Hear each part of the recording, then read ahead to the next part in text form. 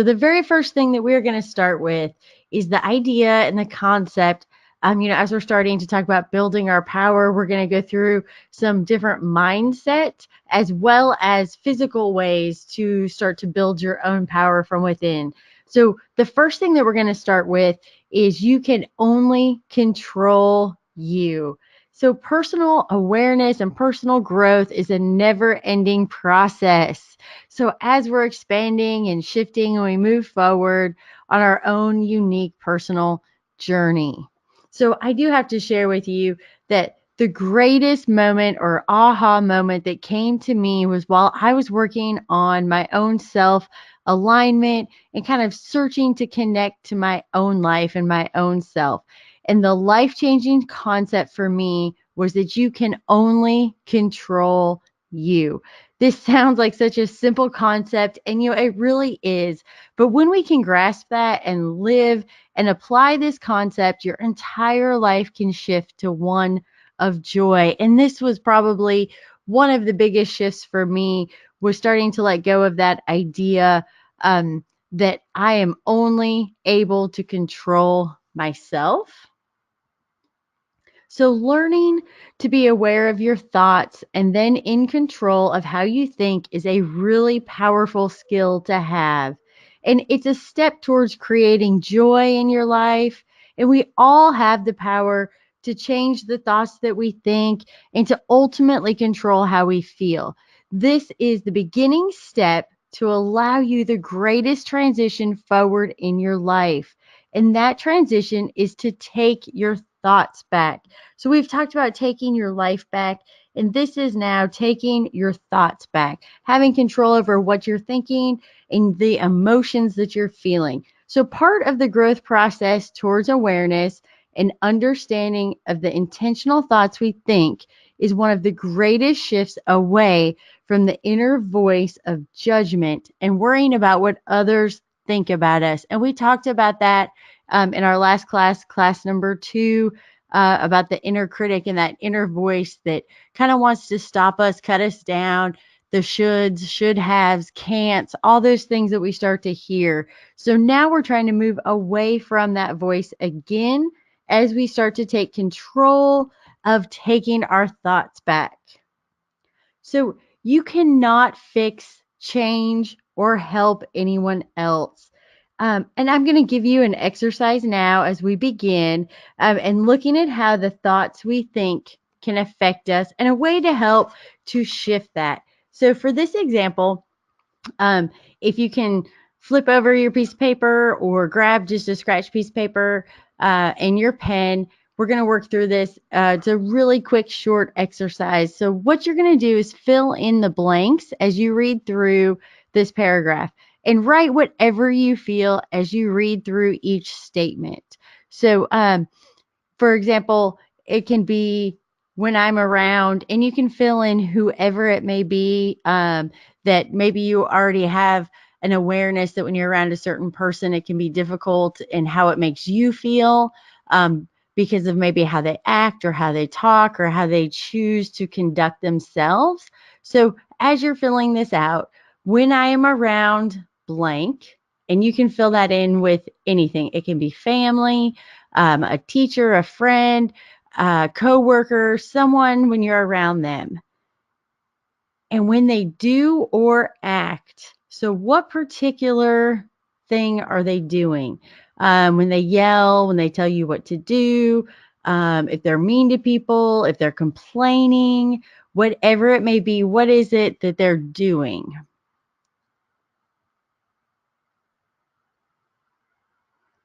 And then in the last blank, you're going to say, I can't be happy because they are making me feel.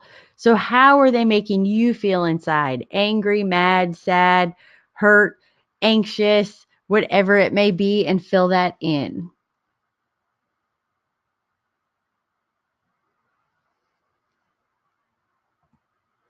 So now let's look at the concept that you can only control you. And how does that statement look and feel?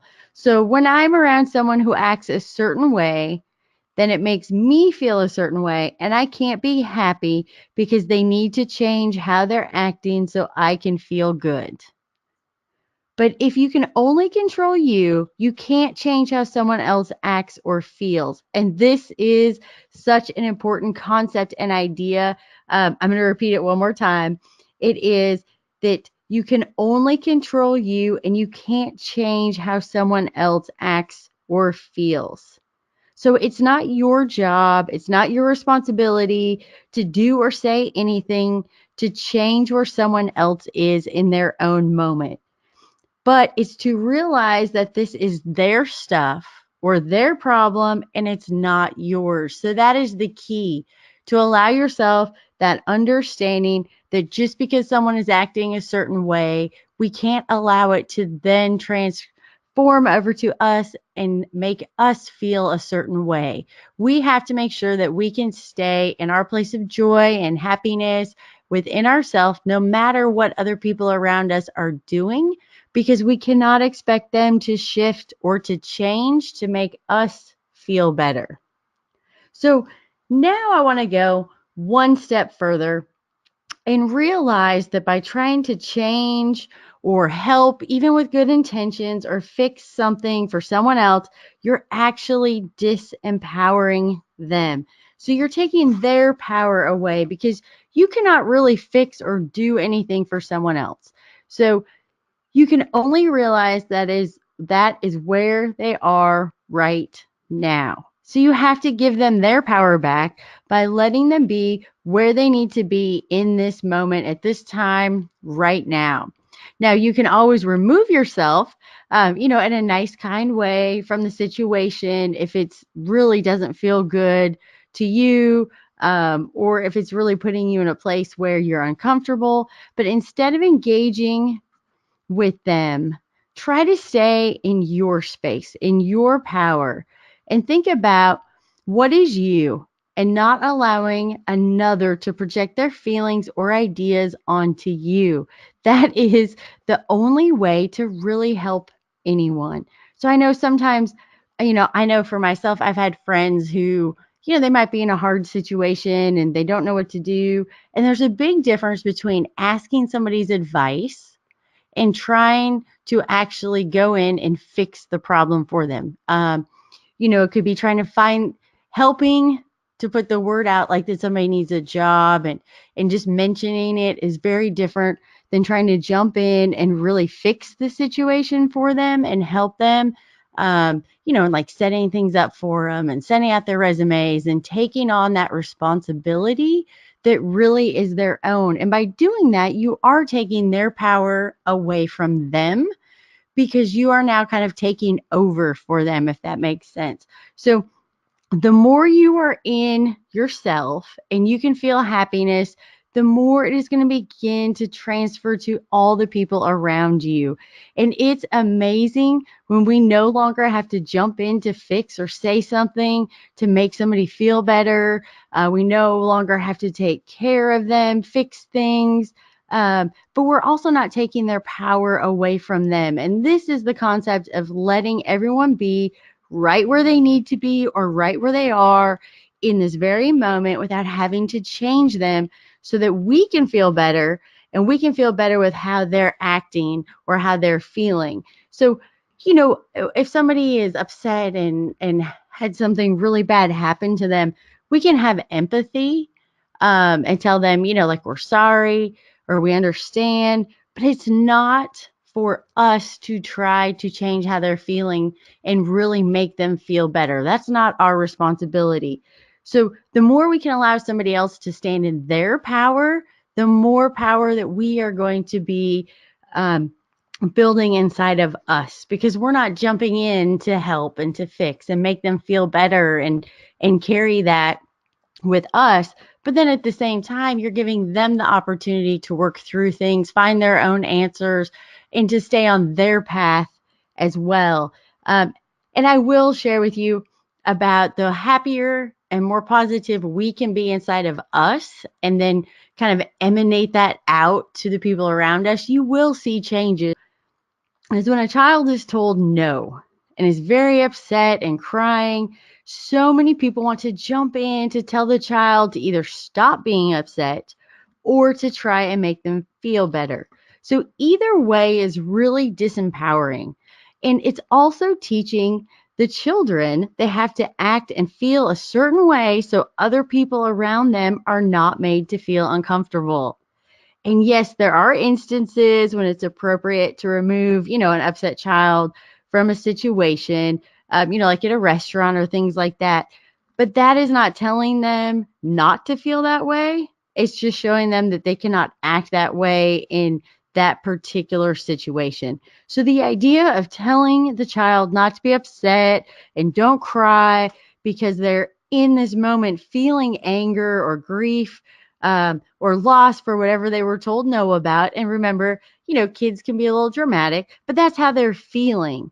So it's not allowing them to sit with their own emotions and work through them on their own. So many times we are conditioned the same thing when we are kids, that if you get upset for something and you're really feeling upset because you didn't get what you wanted or you were told no, um, like if you think of being at a grocery store and you're like, no, you can't have that. Well, for a child, that could be absolutely life devastating for them in that moment. But by telling them, no, you're not allowed to be upset about this. You need to stop crying. That's taking their power away from them and saying, it's not okay for you to live how you are really feeling right now because that could make somebody else around us uncomfortable. So perhaps next time it's taking the child aside and allow them to work through their emotions and then try and talk to them about it, once they're back in a non-emotional state.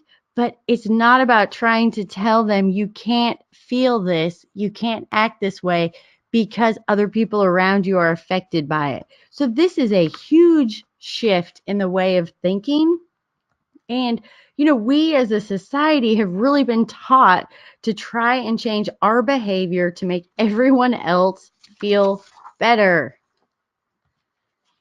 But as soon as we can learn to stay within ourselves and only allow ourselves to dictate our actions, what we're feeling, what our thoughts are, what we're thinking, we will all learn to stand in our own power and we'll learn to find our own joy and rely on ourselves for how we are feeling. So intentionally be aware of what your thoughts are and your actions as you are around loved ones. Give the gift of awareness by starting with yourself. So do not take things personally.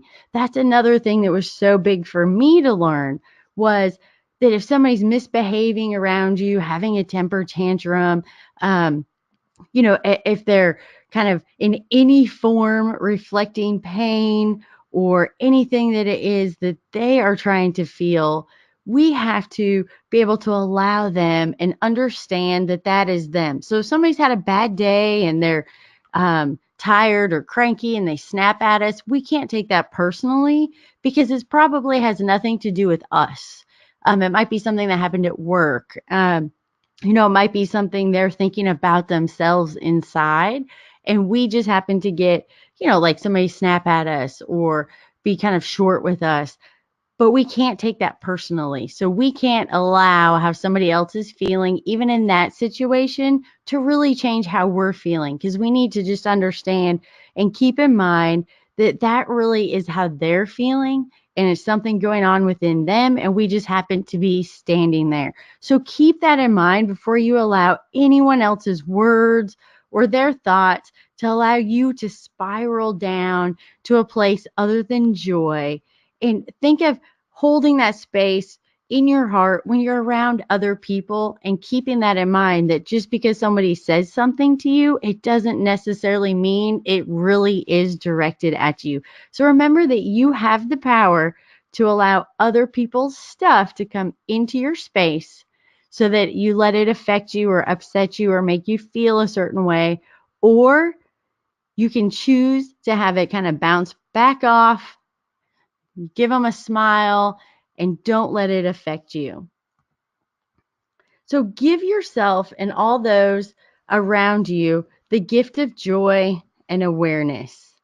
When you're setting your goals this year and remembering your dreams, you need to take everyone out of the equation. So many times we think about how things will be for others or someone else if we make a decision instead of stepping back and only looking at how it feels to you. And that's not about being selfish. That is about making decisions based on what is really going to be for you, what you want, the best for you. And by making those decisions based on what you really want and not making a decision because, oh, well, that might affect so and so and they might not like it, or, oh, I might have to tell them no. And then they're really going to be upset. Then we make decisions that aren't necessarily for ourselves. And those are not the right decisions. Those are the decisions that then put us into a place where we're doing things we don't really want to be doing, or maybe we feel like we have to, or, here's that little word again, we should be doing instead of the things that we really want to be doing. So this year, make it different when you think through what it is you want in your life, and take others out of your thoughts and focus so that you're really only focusing in on the things that feel to you, the things you really want, and how you want this new year to be for you.